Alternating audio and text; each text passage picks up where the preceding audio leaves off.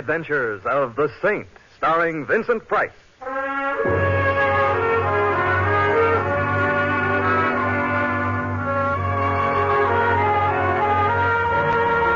The Saint, based on characters created by Leslie Charteris and known to millions from books, magazines, and motion pictures. The Robin Hood of modern crime now comes transcribed to radio, starring Hollywood's brilliant and talented actor Vincent Price as The Saint. What happened? What's wrong? Someone shot the man! It's murder! He's murdered!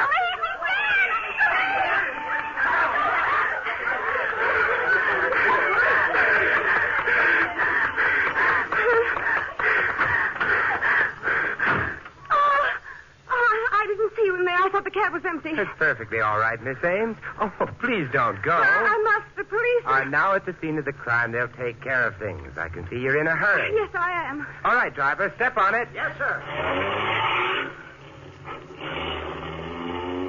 Comfortable, Miss Ames?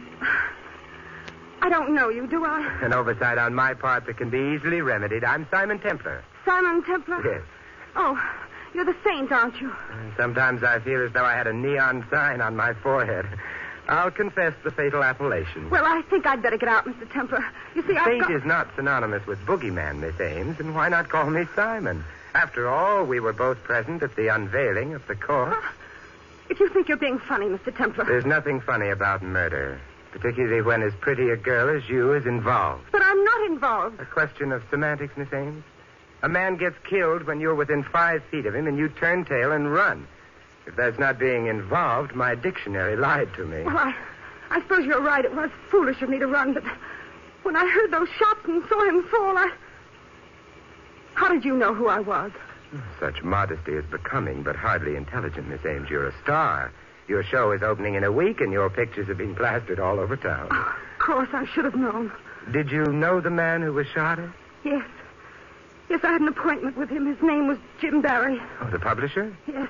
Oh, I know him, or rather knew him. He's been kind enough to publish some scribblings of mine, but what were you going to see him about? Anything special? No, just a business talk. A business talk with a publisher?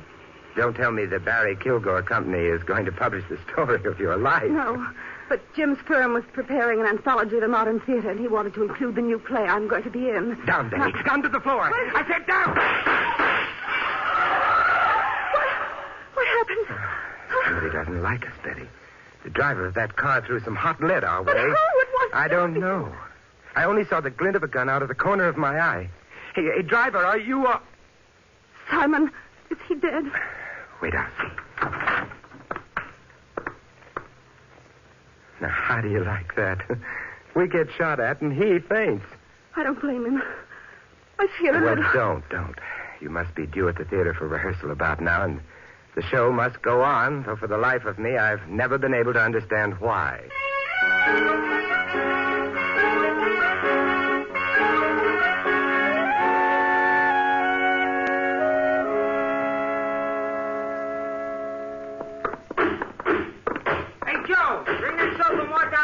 Okay, Larry. Here's my dressing room, son. Oh. You go in and wait for me. I'd have you watch the rehearsal from the wings, but Larry Stevens, our stage manager, is superstitious about it. Okay, Betty, but your sanctified watchdog will be panting on your threshold till you get back. After what's happened, Simon, I'll be glad to know you're close by.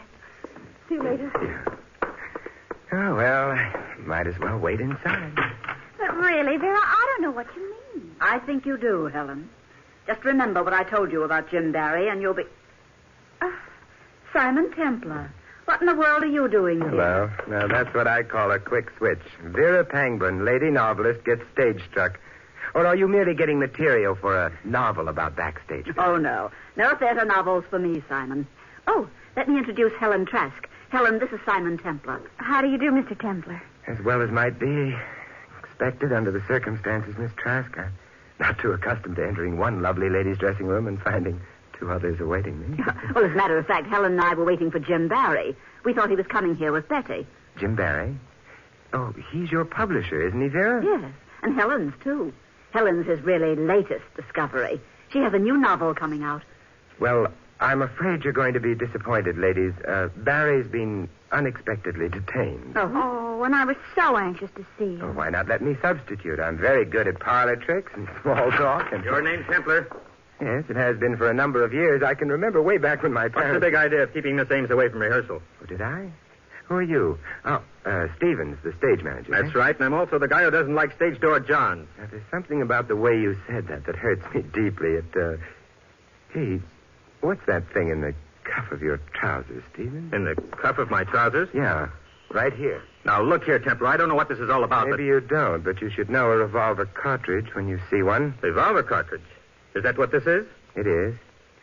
Where's Betty Ames? Why, in rehearsal, I had them start. And I presume there's a shooting scene in this play? Why, yes, toward the end of the first act, but Well, you'll like me even less after this, but I'm stopping that rehearsal. You can't do that, Templar. If I don't, you'll have a dead star on your hand. Betty Ames, are you crazy? I hope so. I hear them. Where's the closest stage entrance? Over there, to your left. I hope you know what you're doing. I'm afraid I do. They're at the shooting scene now. Stop it. Don't shoot. Simon! What is it, Simon? What's the matter? Apparently nothing, but I'm a little amazed at finding you all right. But why shouldn't I be, Simon? Now, there you have me. Quiet, everybody. Templar, I've had enough of this nonsense. You've held up the rehearsal by keeping Betty away, and now you've broken up the end of the first act. Either you get out of this theater, or I'll have you thrown out. You know, Stevens, I must be super sensitive. Why else would I get the idea that you don't like me? No, don't answer. There's something I want to do first. Where's the gun your leading man fired just now, Betty? Well, it's over there on the floor, just a prop gun with blank cartridges. Blank cartridges? So that's it. I've always wondered how people shot in plays had so many lives. You mind if I take a look? What's all the commotion about? Oh, hello, Mr. Kilgore. We've been having a little trouble with a fellow named Templar, but everything's under control Well, now. it better be. I've got quite an investment in the show, and the way it looks now, it'll flop before they get to the second Now, there's act. nothing for you to get excited about, Mr. Kilgore. I assure you Of that course, that's all in the way one looks at it, Stevens. And I suggest that you look at this gun. I see it, Templar. So what? So this. Break it open.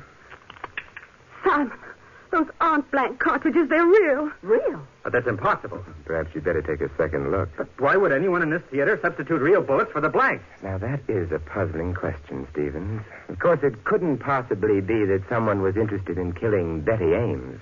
Now, could it?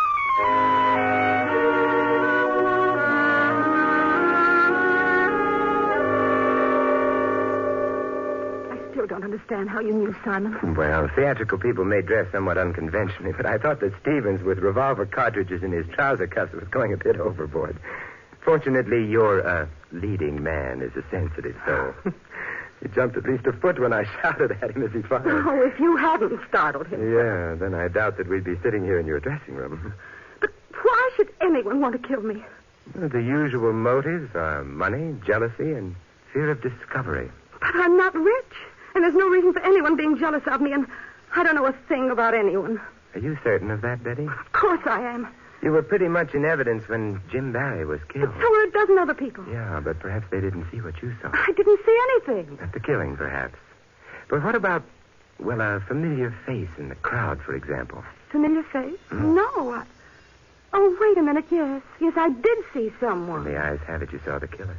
Who was it? That's just it. I don't know. Let me remind you that a familiar face belongs to someone you know or have seen before. Yes, I know that, Simon, but I just caught a flash of the face, and I was thinking it looked familiar and was starting to identify it in my mind, and then the shots were fired and Jim Barry was killed, and then it was gone. I don't suppose you got a similar flash among the people in the theater tonight? No. Might have been any one of them or none of them. Hardly what I'd call an elucidating statement. Let's put this together. Barry was the publisher for Vera Pangburn and Helen Trask, and both of them were in the theater. Mm-hmm. Kilgore, who put up the money for the show, was Barry's partner in the publishing business, and he was in the theater. Stevens, the stage manager. Had that cartridge in his cuff. Yes, he did, didn't he? So where does that get us, Simon? Exactly nowhere. Well, as my old grandmother used to say, if at first you don't succeed, try checking up on the corpse. Come on, Betty. Let's go to the morgue.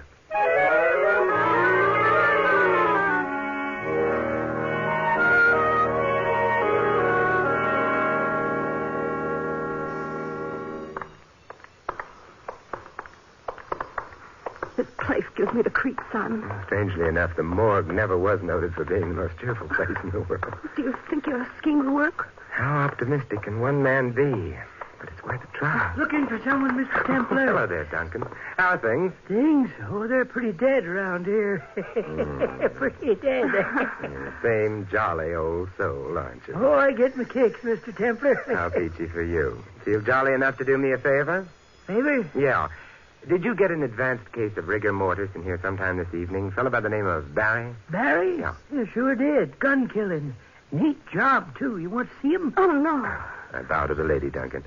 But you know, I have a theory that every murdered man dies with exactly $11.63 in his pocket. You have? Mm-hmm. But how could that be, Mr. Templar? Let's look at his personal effects and see. Hey, Duncan? Personal effect? Yeah. Well, now, I ain't so sure I ought to. No, sir, can't. You know the rules.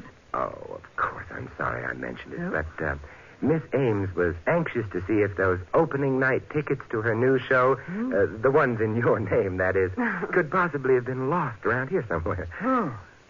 $11.63, you say? Mm-hmm. Well, that's an interesting theory, Mr. Templar. And we can't block the progress of science, can we? No, indeed.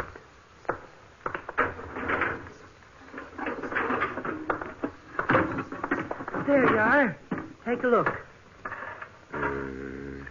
Wallet, jewelry, a couple of key rings. There's a couple of $100 in the wallet. Smashes off theory all to Tunket, don't it? Is that all there was on him? Well, see for yourself. I told you that. Hey, look out. Hey, grab it, Duncan. She's going to faint you. Oh. Yeah, okay, miss. Okay, I got you. Thank you. I don't know what happened. Suddenly everything turned black. All right, Betty, don't talk. I'll get you outside. Even an old ghoul like Duncan gets queasy in here sometimes. No, I don't neither. You sure you're okay, miss? Yes, thank you. I'm all right now. Thanks very much, Mr. Duncan. Well, you're welcome. And, them opening night tickets in my name you lost? Oh, you'll find them at the box office in your name, Mr. Duncan. Well, I'm glad you folks dropped in.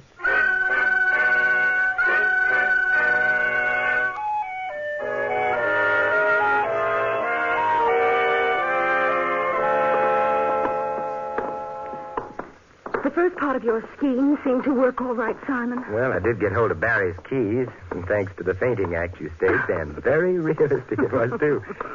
But there was little else of interest there. Then what goes on now? I might suggest that we halt right here in front of the office of Barry Kilgore and Company, publishers. Pick out a key that looks as though it fits the lock. And walk right in. There, you see what skill, perseverance, and some petty larceny can accomplish? Now, where's Jim Barry's office? Do you know? Oh, yes. Right over there. Uh-huh. Kilgore's the one next to it. There's the light switch on the wall. You'll never make an understudy to a sneak thief by talking about lights, Betty. My flashlight's enough. But I still don't understand what you expect to find up here, Simon. Neither do I, but I'm looking for motives. And what better place to find motives than in the dead man's private files? Mm-hmm. Let's start with this stuff on the desk. Well, those are only galley proofs of a book, Simon. So it would appear. What a fascinating title. My Heart's One Romance by Helen Trask. Oh, no. Talk about corn. No motive for murder there. I wonder. What do you mean? This inter-office memo clipped to it. Listen to this. For Pete's sake, Jim, stop publishing this kind of tripe before it ruins us. It's initialed K. K for Kilgore. What do you make of that, Simon? I think Kilgore didn't like the book. But if it's as bad as all that, why was Jim Barry publishing it? Maybe you better take another look at Helen Trask. Oh, you mean you think that Helen and Jim Barry I were... prefer to keep an open and clean mind about these things, Betty. But we do know Kilgore didn't like it. And Kilgore stands to get plenty now that Barry's dead. He becomes sole owner of the business. Simon, someone's coming to the outer office. That's very inconsiderate of him. But what if it's the police or Jim Barry's murderer? Those suggestions are very inconsiderate of you. What's he doing now, Simon? Not he. There are two people in the office. Are they coming in here? No, they've gone into Kilgore's office. Oh. They didn't turn on the light, so they must be familiar with the place. Remind me to complain to the owners of this building. They've made these walls so soundproof I can't even recognize the voices, let alone hear... Yeah, we could hear those all right, couldn't we? I'll be right back. No, Simon, please.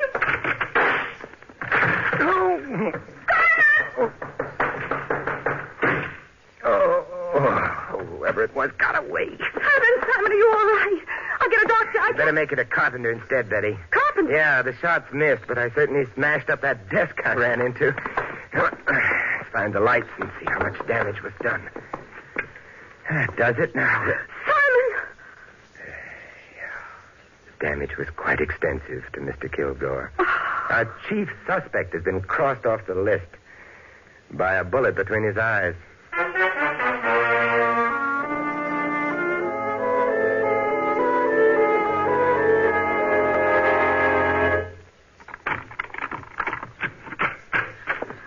Well, at least you got me home safe and sound, Simon. After what's gone on today, I'm beginning to wonder how that happened. Does everything look to be in place? Yes, of course.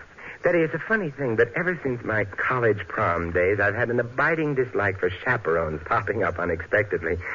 I'd better look around. Oh, look, don't let these modern inventions frighten you, Betty. The telephone is quite harmless. My nerves are... Sure. I'll answer it. Good. Hello? Bessie, this is Vera Pangborn. Oh, yes, Vera. I want you to do me a favor, Betty. I think I know something about Jim Barry's death. Just a minute, Vera. Simon, it's Vera Pangborn. She says she thinks she knows something about the Barry killing. Well, don't be piggish about things. Split the receiver with me and let me listen, too. Vera? What do you mean? Well, I don't know just how to explain it, Betty, but... Get away from that window! Vera! What is it? No! Vera! Vera! Are you still there? Simon, those were shots. What happened there? This may come as a tremendous surprise, Betty, but it sounds like Vera Pangborn just became murder victim number 3.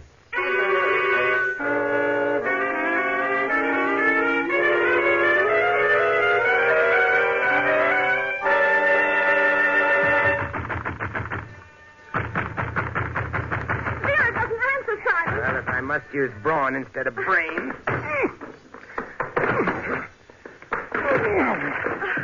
Ineffective, if not neat. Come on, let's go in. Simon, there she is. Yeah. On the floor. All right. Is she... She's luckier than Barry or Kilgore. Shot in the upper part of the arm. You better get some towels, Betty. I'll be right back, Simon. Good. What happened? Simon. Man, on the fire escape, he shot at me. I'd be indignant about it, too, Vera, but suppose we talk about it later. Here you are, Simon. You better let me at it. Wait, I'll lift her out of the Davenport. There. Now, if you'll make like Florence Nightingale, Betty, I'd like to look at the fire escape. All right, Simon. Betty, poor darling, time for talk later. Let's get you fixed up first. You just relax. Vera, we're here and everything's going to be all right. Thanks, Betty. The view from your fire escape is very disappointing, Vera. Only shattered glass out there. Did this homicidal friend of yours shoot through the window? Yes. I was talking on the phone to Betty. I looked up and saw him. He had a handkerchief over his face, and he shot twice. There you are, Vera. And that'll hold you until we get a doctor. By the way, Vera, not that I'm curious or anything, but what was it you were going to tell Betty over the phone about Jim Barry's murder? I can't tell you, Simon. Well, I'll admit I'm not as pretty as Betty or his family. No, I won't say anything. He's already shot at me once. I won't say anything. He'll kill me. All right, Vera, take it easy. You don't have to tell us anything. Simon, we better call a doctor. She's in no condition to be bothered now. Right now, neither am I. Suppose you take care of the medical details and then meet me at Helen Trask's apartment. At Helen's? Yeah. Is that where you're going now? No, I'm going to Larry Stevens' place. And if that sounds confusing to you, it's no wonder. I'm a little confused myself.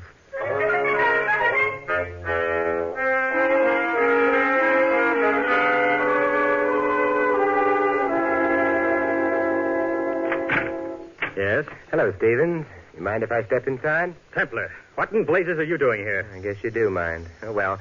I have an invitation for you, Stevens, to come calling on Helen Trask with me. Helen Trask? Mm-hmm. Why should I go to her place? Oh, I thought it would be sweet if we all chewed over a few explanations together. You'll get no explanations from me. Now get out, Templar. Okay, Stevens. But if you don't mind, I would like to leave you something first. Yes, what's that? This! You know something, Stevens? I think you're coming with me whether you want to or not.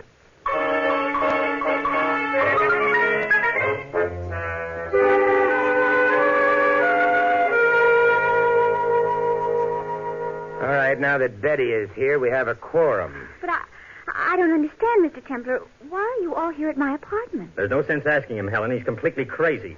Stevens, I think you're prejudiced because your jaw still aches a little, Miss Trask, when I entered Betty's dressing room tonight, Vera was saying something to you about Jim Barry. What was it? Why, she was merely warning me against him. Said he had a weakness for young women writers. Well, in your case, that's understandable. Would you say his weakness could account for a rather poor manuscript being accepted? If you're insinuating anything, Mr. Templar... Oh, Helen, of course not. You didn't listen to Vera, did you? Naturally not. Mr. Barry always acted like a perfect gentleman. What are you driving at anyway, Templar? Well, I say I'm a perfectionist, Stevens. I don't like ragged details hanging over, and that snatch of conversation intrigued me. Something else intrigues me, too, that cartridge in the trouser cuff episode. You really are determined to play Sherlock Holmes, aren't you? Well, if it'll relieve your mind any, on my way to Betty's dressing room, I bumped into a prop table. Box of what I thought were blank cartridges spilled against me and onto the floor. Did you think that there might have been some loaded cartridges among the blanks and that one of them lodged in your cuff? That's it exactly. A very simple explanation. Yeah, it's almost too simple. Did you try to check this theory of yours? Well, I tried to, but when I got back to the table, the box was gone. Which, of course, makes it even simpler. Do you mind if I use your phone, Helen? Phone? Oh, I know. No, not at all. Thanks. You calling the police, Simon? No, Vera Pangman. Vera Pangman? That's right. Hello? Oh, yes, Doctor. How's Miss Pangman? Oh, that's fine. Give her a message, will you, please? Tell her Simon Templar called, and she needn't worry about that killer any longer. That's right. Betty Ames has remembered who it was she saw at the scene of the murder, and that's all the evidence we need.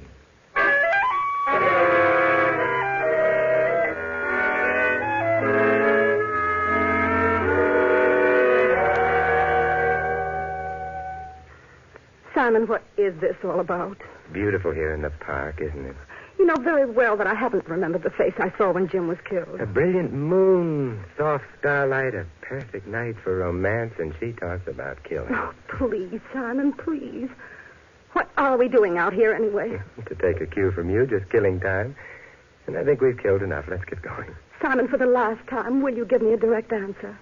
Where are we going? Oh, didn't I tell you, Betty? Why, I'm merely taking you home.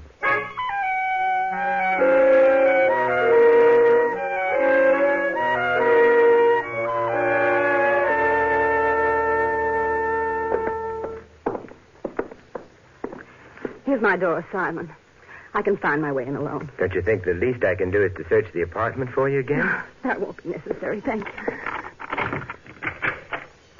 Good night. Well, at least allow me to turn the lights on for you. There, you satisfied? Now you can see for yourself that there's... Oh! Yes, I can see quite well. Hello, Vera. Shut that door, Simon, quickly. I never argue with a lady, Vera, particularly when she's got a gun in her hand. That's better.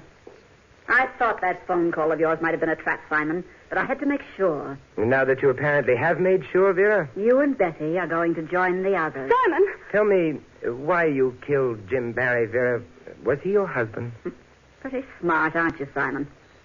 That's right. Jim was my husband. Yes, I thought so. Jealousy was the only motive I could figure for you. Every young woman who came along and thought she could write turned his head. That Helen Trask. A high school girl could write a better book than she did. But Jim Barry was going to divorce you and marry her, wasn't he? Yes. And now Jim's dead. And Kilgore's dead because he suspected me. And you're going to die, too. Right now. No, you don't. Give me that gun. She's going to shoot! She's going to... No, she isn't. Are you, Vera? No. No. Oh, Simon. Oh, Simon, I was so scared. You know something, Betty? So was I.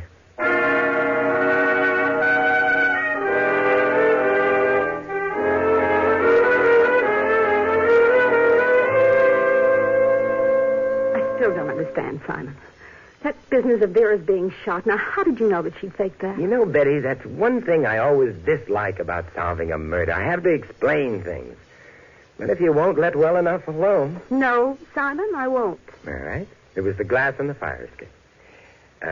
Now, shall we get back to that moon? Simon, what about the glass? Oh, it came from the shattered window. And there was no glass within the room. Therefore, the shot was fired from within, scattering the glass outward. And who was inside the apartment at the time? Vera. Mm-hmm. We have achieved a meeting of the mind. Now, if we can carry that a bit further while discussing those lovely shimmering stars. But I heard 2 shots fired over the phone.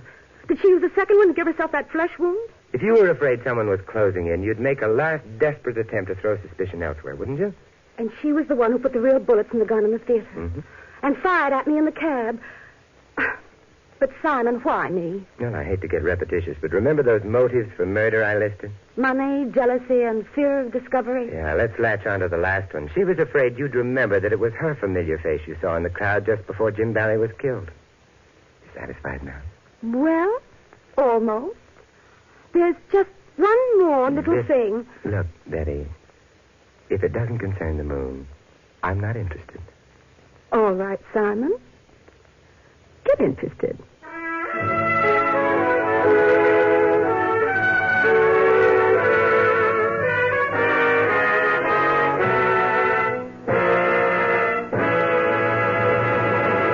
You have been listening to another transcribed adventure of the Saint, the Robin Hood of modern crime. Now here's our star, Vincent Price. Ladies and gentlemen, as good citizens, we have the entire sphere of American life in which to use our heritage.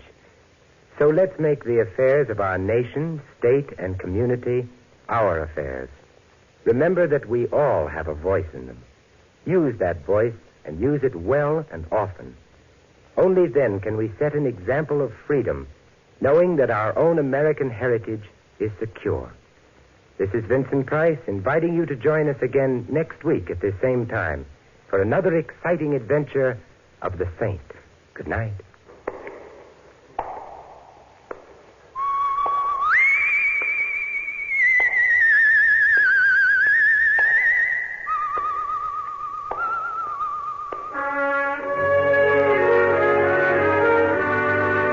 Script of The Saint was written by Sidney Marshall. Our cast included Francis Cheney, Barbara Eiler, Eleanor Audley, Frank Gerstle, Stanley Farrar, and Arthur Q. Bryan. Music was composed and conducted by Von Dexter. The Saint, based on characters created by Leslie Charteris, is a James L. Safier production and is directed by Helen Mack. Vincent Price is soon to be seen co-starring in RKO's production of His Kind of Woman. All you Saint fans will be glad to know that the Saint comic books are on sale at all newsstands. Your announcer is Don Stanley. Programs, get your programs here. Following now on NBC are two stellar programs you'll want to stay tuned for. Listen next for another exciting adventure mystery on the adventures of Sam Spade. Then hear the NBC Symphony's summer concert with guest artists Helen Traubel and Vladimir Goldsman. And congratulations to station WWJ Detroit on this, their 30th anniversary of broadcasting. This is NBC, the national broadcasting company.